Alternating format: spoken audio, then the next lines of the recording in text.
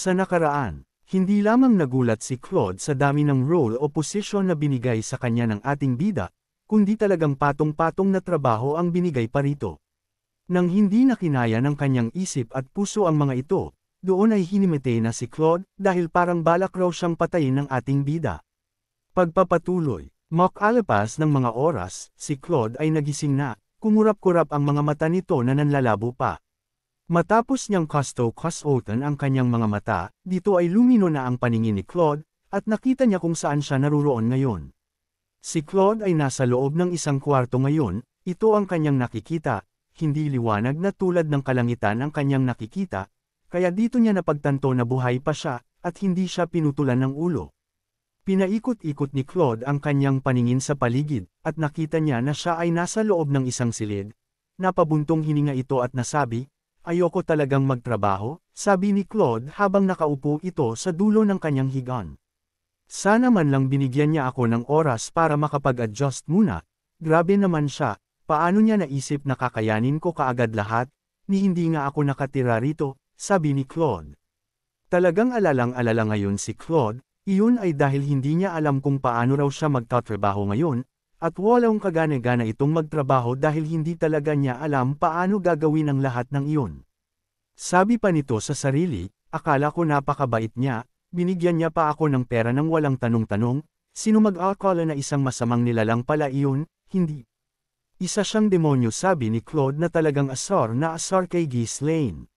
Kung ano-ano nang pumapasok sa isipan ni Claude ngayon, gusto niyang tumakas, lumayas o umalis, ayaw niyang lumabas, ayaw niyang makakita ng tao, at habang ganito ang tumatakbo sa isipan ni Claude, biglang tumunog ang hawakan ng pinto, may bumukas ng pinto nito. Dahil doon, nagulat itong si Claude at napabalik ng higa sa kanyang higaan, "Sino yan?" Tanong nito, at may pumasok na isang katulong na babae, sabi nito, "Magandang araw po, ang pangalan ko ay Wendy. Ako po ang inilagay ng headmaid na si Belinda na maging katulong po ninyo, at ako rin po ang magiging guard ninyo. Masaya po akong paglingkuran kayo," sabi ng katulong kay Claude. Agad naisip ni Claude na si Belinda ang nag-utos at nagbigay sa kanya ng katulong na ito, kaya lang nagtataka ito bakit bukod sa katulong ay guard rin ang babaeng itong kanyang kasama ngayon. Kaya agad nagtanong ito, "Isa kang katulong tapos guard ka pa?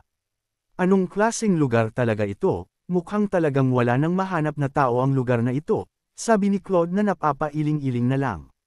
Hindi ito sinagot ni Wendy na pabalagbag, ang ginawa na lamang nito ay agad niyang pinitik ang kanyang kamay at may kung anong bagay ang dumaan sa bandang tenga ni Claude na kanyang ikinagulat, pinagpawisan itong si Claude sa ginawa ng babae, at nang lingunin niya ang bandang likuran, nakita niya roon ang isang punyal na tumarak sa pader na tinamaan ng isang ipis.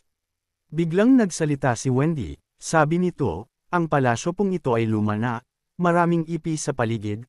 Umaasa po akong aasikasuhin po kaagad ninyo ang problemang ito ng palasyo," sabi ng katulong na kalmado ang boses, pero ang mga mata at itsura ay malabilinda ang talim ng mga mata. "Tama, tama, utol-utol," na sabi ni Claude dala ng takot sa katulong, sabi nito sa sarili, "Anong katulong ba talaga ito?" Tanong ni Claude na mukhang hindi siya ligtas sa guard na katulong na binigay sa kanya, at talaga raw walang normal sa lugar na napuntahan niya ngayon, abnormal raw lahat ng tao. Sabi pa ng katulong kay Claude, "Head butler, sabi po ng Baron, umpisahan na ninyo ang trabaho sa oras na magising po kayo. Ano kilos na po tayo?" Tanong ng katulong na. Ang mga mata ay talagang parang papatayin siya, "Sige." Mixing, sabi naman ni Claude, iyon ay dahil parang laging may patalim ang nakatutok sa kanyang leeg pagkasama niya si Wendy. Dito ay napagtanto ni Claude na si Wendy ay hindi talaga katulong para sa kanya na protektahan siya, dahil parang nilagay si Wendy upang may magbantay sa kanya kung ginagawa ba niya ang kanyang trabaho, iyon ay dahil kahit ito raw na katulong ay inuutusan siya sa kanyang gagawin. Wala nang magawa si Claude, napaka-bigat ng paa nito dahil ayaw talaga ng kanyang gagawin, pakiramdam niya ay para siyang isang tupa na papunta sa lugar kung saan siya kakatayin. Bago tuluyang lumabas si Claude, muling nagsalita si Wendy, sabi sa kanya, "Siya nga po pala, may mensahe ang headmaid sa inyo. Maligo po raw kayo bago magsimulang magtrabaho. Pag nagdala po raw kayo ng kuto kay Baron Ghislaine, siya po raw mismo ang papatay sa inyo," sabi ni Wendy, na talagang masalimuot ang buhay ni Claude sa lugar na ito. Pakisabi sa kanya malinaw na malinaw, asar na sabi ni Claude. Makalipas ng ilang sandali, tapos nang maligo si Claude, at naglalakad na sila papunta sa isang lugar. Tahimik ng mga sandaling ito, hindi nagsesalita ang katulong, hindi matiis ni Claude ang katahimikan, kaya nagtanong ito sa katulong, sandali lang, lahat ba ng mga katulong rito marunong bumato ng punyal tulad mo? Tanong nito, hindi. Iilan lang sa amin ang marunong gumamit ng mga sandata, maliit pa lamang kami ay tinuruan na kami ng headmaid na si Belinda. Noong una si Lady Elena ang kapatid ng Baron ang binabantayan ko bago ako pinapunta rito, sagot ng katulong, na agad namang nakahinga ng maluwag si Claude. Mabuti na lamang raw na hindi lahat ng katulong ay kagaya ni Wendy, dahil kung lahat raw ay kagaya ni Wendy, baka magkaroon na raw siya ng sakit na phobia o sakit sa puso sa sobrang takot para sa kanyang buhay. Nang dumating na si Claude sa opisina niya, dito ay nakita niya ang patong-patong ng mga papeles na kanyang kailangang trabawin, na Mylene bumigat na naman ang puso nito dahil talagang bakit raw siya pumunta sa lugar na ito. Nagpalingon lingon itong si Claude sa mga papeles na nasa harapan niya, napabuntong hininga, at naisip kung may pag-asa pa ba araw na buhayin ang lugar na kinaroroonan nila ngayon, kahit raw talagang mahusay at hindi sakam na leader si Ghislaine, ang lugar raw ng Fenris ay talagang wala ng pag-asang mabago pa. Alam ni Claude na ang lahat ng mga pinapagawa sa kanya ni Ghislaine ay ang mga paraan para mapagandang muli ang Fenris region, kaya lang nagtataka ito kung paano raw nalaman lahat iyon ni Ghislaine, dahil karamihan sa kilala niyang maharlika ay walang alam sa mga ganitong pamamahala ng isang nasa sakupan, dahil madalas sa pera at mga militar lamang ang pinapahalagahan ng isang baron ng lugar. Kaya lang kakaiba raw si Ghislaine dahil napaka-metikuluso, lahat ng detalye kung paano pamamahalaan ng tama ang lugar na ito ay alam na alam raw ng ating bida, na bagay na alam niyang tama ang lahat ng sinabi ni Ghislaine. Samasagi pa sa isipan ni Claude na pagdating sa construction walang magiging problema, dahil naririyan ang mga mage para mapabilis ang paggawa at pag-ayos ng mga gusali, kaya lang kailangan raw ito ng salapi. At kung gagasto sila kailangan rin kaagad na makapaglagay siya nagpagkukunan ng income, dahil kung puro paglabas lang ng salapi ang gagawin nila, walang mangyayari sa bayan, malinaw at alam na alam ni Claude ang lahat ng gagawin, kaya lang ang napakabigat sa kanya ay kung paano niya ito gagawin na mag-isa lang, ito ang nagpapasakit sa kanyang ulo. Kaya napakalalim ng pag-iisip ngayon ni Claude, kung paano ito gagawa ng paraan para kumita ng pera ang bayan na kanyang kinaroroonan niya ngayon, at bilang isang head butler. Nang bayang ito, hindi ito kayang baliwalain ni Claude, ilang araw na ito nagtatrabaho at nag-iisip paano tutulungan ang bayan. Maya-maya lang sa kakaisip ni Claude, bigla itong napangiti, at ang kanyang mga mata ay talagang nagningning ng husto. Inisaayos ni Claude ang lahat ng mga nasa isip niya, hinimay-himay lahat, at dahan-dahan itong naglalakad ngayon patungo sa lugar kung saan naruroon ang ating bida para sabihin ang kanyang plano. Dahan-dahan, napakabagal, ganun ang mga lakad ni Claude ngayon, na si Wendy naman ay hindi na napigilan pa ang hindi magsalita, sabi nito, head butler. Bakit ang bagal mo maglakad, kanina pa sa conference room ang Baron, sabi nito kay Claude. Alam ko, huwag mo akong madaliin, hindi ba pwedeng maglakad ako sa gusto kong paraan ng paglalakad, pagod na ako alam mo ba iyon? Pagpahingahin mo naman ako kahit papano, sagot ni Claude na naiinis na sa katulong na minimenduhan siya. Nakita naman ni Claude ang mga mata ni Wendy sa kanya, hindi galit ang katulong, kundi makikita sa mata nito ang awa kay Claude, kaya hindi na nagsalita pa ang katulong. Dahil doon, nagpatuloy na muli sila sa paglalakad ng mabagal, hindi na ito pinag-alaman pa ni Wendy. Nang makapasok na si Claude sa conference room kung saan naruroon ang ating bida, naririto rin ang mga ibang leaders ng nasa sakupan ni Ghislaine, at yumuko sila sa pagpasok ni Claude, at taas noo naman si Claude na naglalakad ngayon, para ipakita ang kanyang authority sa lahat.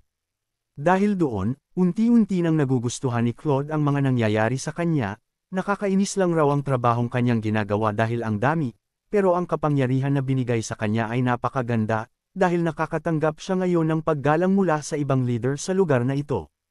At gusto rin ni Claude ang pakiramdam na nag-iingat ang iba sa kanya, dahil alam nila na baka bigyan sila ni Claude ng trabaho dahil sa binigay ni Ghislaine na kapangyarihan rito kay Claude, kaya lang hindi lahat ay may paggalang kay Claude, dahil nang magtamang muli ang mata niya at ni Kaor, kitang-kita nito ang kaang-asan sa pagmumukha ni Claude.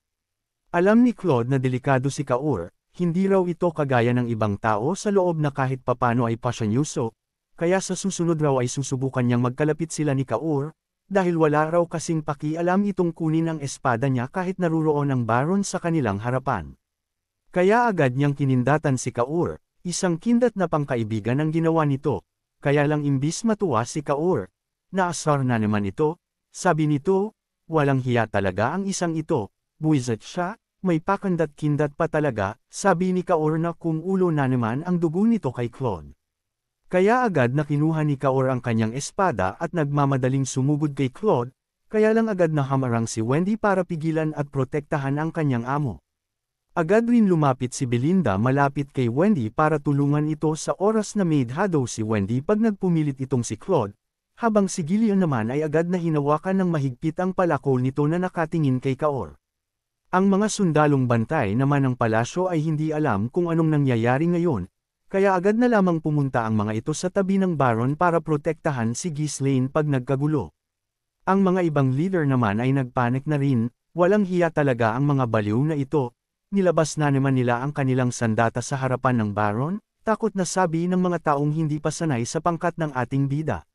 Sabi pa ng ilan, saan ba pinagkukuha ng Baron ang mga pasaway na ito? Magiging problema sila ng bayan, sabi ng tao sa paligid. Kaya lang isang matinding mana ang kumawala sa buong silid na kinaroroonan nila ngayon, mana na may pagnanasang pumatay na agad na naramdaman ng bawat isang nasa loob ng silid na ito.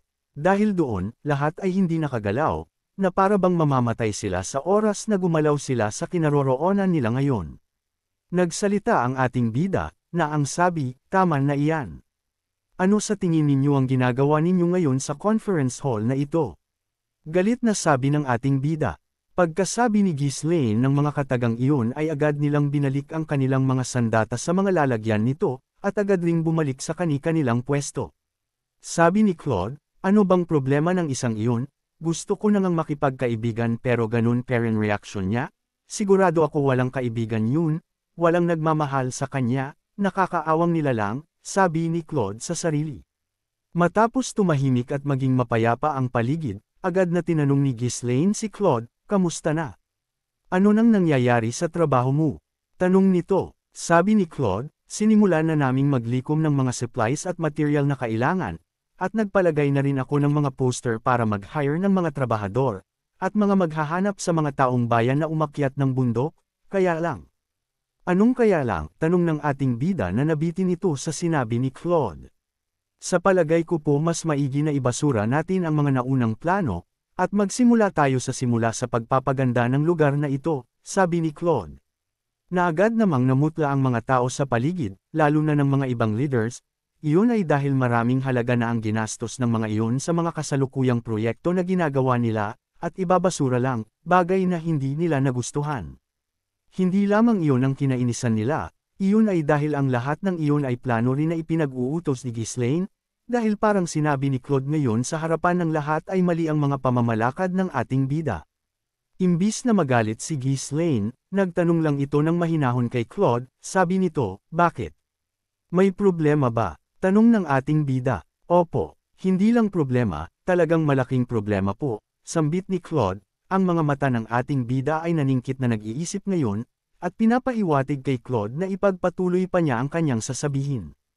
Napalunok si Claude ng kanyang laway at muling nagsalita, ang lupa ng bayang ito ay talagang walang silbi, tuyo, at kahit anong gawing teknik sa pagtatanim ay talagang walang magandang nangyayari, walang halaman o mga bunga na lumalabas sa lupaing ito, dahil doon, walang pagkain na pagkukunan, pag ganun ang populasyon ay hindi lalago rito, at magre-resulta ng pagbaba ng tax sa bayang ito, paliwanag ni Claude na napatango-tango na lamang ang ating bida. Okay, ano ngayon kung ganun? Tanong ng ating bida, sabi naman ni Claude, magtatayo tayo ng mga gusali mula sa utos po ninyo, kaya lang saan tayo kukuha ng pagkakakitaan para sa gagastusin sa maintenance, kung wala tayong pagkukunan ng kita. Tanong ni Claude na agad napaisip si Ghislaine na may punto ang mga sinasabi ni Claude. Sabi pa ni Claude, kung problema lang sana sa pagtatanim ang problema natin walang problema, kaya lang wala talaga tayong mapagkukunan ng pagkakakitaan sa lugar na ito, hindi rin tayo makakapaglabas ng mga kagamitang inukit na gawa sa kamay, dahil kulang sa tao, at hindi rin tayo lugar na pwedeng magkaroon ng kalakalan ng mga gymnate, kaya hindi tayo makakapagtayo ng pamilihan sa lugar na ito. Sa madaling salita, walang anumang bagay ang pwedeng pagkunan ng salapi sa lugar na ito. Nang marinig iyon ni Ghislaine na sabi na lamang nito, sa tono ng pananalita mo ay talagang napakasalimuot, sabi nito. Opo, yun nga ang gusto kong sabihin, talagang nakakalungkot ang lugar na ito, wala tayong magagawa sa kasalukuyang problema ng bayang ito. Ang mga dating leader ng bayang ito na nakikinig sa mga sinabi ni Claude ay napatangu-tangu rin, tanda na ayon nga sila sa mga sinasabi ni Claude ngayon. Bakit ganito ang bayang ito, hindi dahil walang ginawa ang dating namumuno sa lugar na ito, kundi talagang ginawa nila ang kanilang mga makakaya kaya lang wala talaga silang makitang paraan para gawing masagana ang lugar. Ang huling digmaan sana ang paraan ni Count Tamos para mapalawak at mapaganda ang bayang kanyang hawak, kaya lang sa huli natalo ito, at nasawi sa kamay ng ating bida. At dahil nakikita-kita ni Claude na ayon na ang karamihan ng mga tao sa loob sa kanyang mga sinasabi, lumakas na ang loob nito, kaya nagpatuloy pa ito sa kanyang mga sinasabi. Inaamin ko ang ibang pasilidad ay talagang kailangan. Kaya lang ang karamihan na pinapagawa ay talagang walang saysay kung ipagpapatuloy pa ngayon, iyon ay dahil hindi pa natin kailangan ang mga gusaling iyon sa panahong ito, dahil walang kwenta ang magtayo ng napakaraming gusali sa isang walang buhay na lupa, pagdidiin pa ni Claude sa mga bagay na ito. Dahil doon, hindi nagustuhan ni Belinda ang mga sinabi ni Claude iyon ay dahil talagang pinapalabas nito na maling-mali si Ghislaine. Sabi nito, bakit mo ba sinisira ang loob ng aking young master? Sigaw ni Belinda kay Claude. Hindi, wala akong iniinsulto, o minamaliit sa mga sinabi ko, pinapakita ko lang sa inyo ang realidad ng lugar na ito. Sabi naman ni Belinda, marami tayong runestone diba? Gamitin mo ang mga iyon, sabi nito. Sinabi ko na sa inyo ang problema natin ngayon ay ang gagastusin para sa maintenance pag pinagpatuloy natin ang lahat ng proyekto. Ang mga runestone na pinagmamalaki mo ay hindi nangangak ng ganun-ganun lang, hindi rin iyon halaman na pag tinanim mo ay nagbubunga. Kapag nagpalawak tayo ng hindi pinag-iisipan ng maigi at hindi nagiging maingat dahil lang sa may pera tayo ngayon, darating ang oras na mauubusan tayo ng runestone, at pag nangyari iyon, mawawala ng saysay ang lahat ng itinayong gusali. Sabi naman ni Belinda, hindi namin problema iyon, kaya ka nga dinala rito ng ating pinuno diba?